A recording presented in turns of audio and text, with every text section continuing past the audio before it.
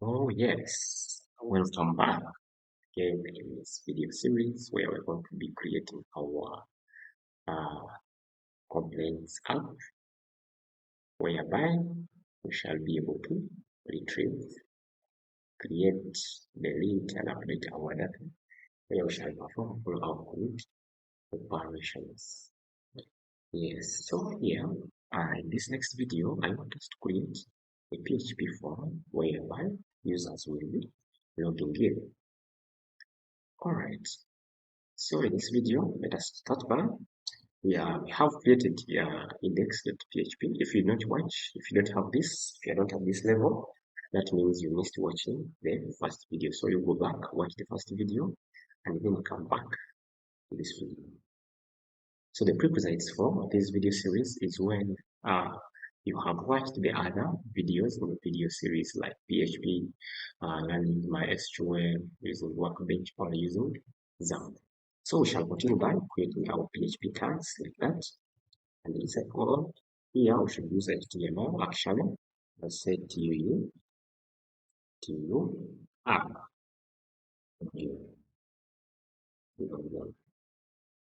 At so TU app.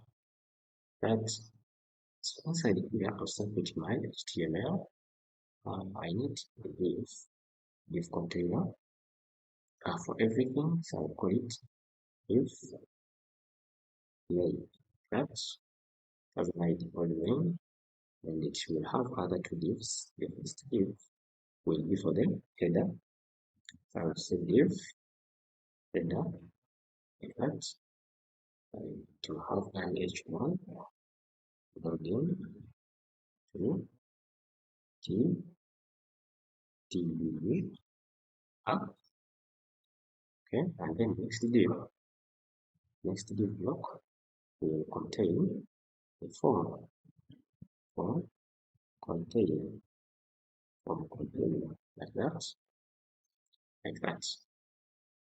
So in here we shall put our form elements. So start the form. The form is going to be called login form. Right. So inside this login, we shall put our fields. Okay, we put our fields like that. So in this form, I will create input fields. Create input fields. So the first input field, it will have type. It will have type text. I'll create a duplicate it more times. This one will be for the I shall refer to our database for the names. For example, we have first name, middle, and last name. So here we shall have type text, name, first name, or F name. We shall have middle name, M name. Okay, you can give it any name that you remember. Or that is easy for you, an error name, which is for the last name.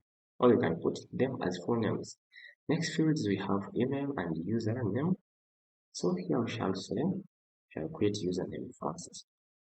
Username first. To say this is type email because the email has one type text. This needs some validation. Check if it's a valid email address. And here it will be name email. Okay. Alright. So we have this word remaining and create the art.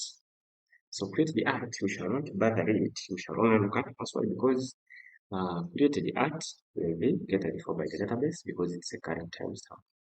Here it will be type password, name password, type password. So we will put password so that we have obscure text. For example, if I come here and I open in the browser, or no, I'll come here to the browser. Okay, like that. To my browser here, and say localhost to up. My server is not running, that's why it's delaying. So we come here, start Apache. Once the Apache starts running, that means everything is okay. I can run my app. So my app looks like this. Here we set it the password nicely to type. This obviously keyword because it's type password. So we shall come back in our text editor and try to put placeholders because you can see here it's meaningless. The user cannot see that. Here I put what or what. So we need to come here, put some placeholders, and we see here this will provide right your fasting land. Okay, so in the second field, we shall say provide the placeholder text. We shall say provide your middle name, but it is a bit optional. And then here we shall say placeholder provide sorry, we shall say provide university name. Then here for username, placeholder we shall say provide your user right. Also for email we shall do the same thing. Provide your email address. Right.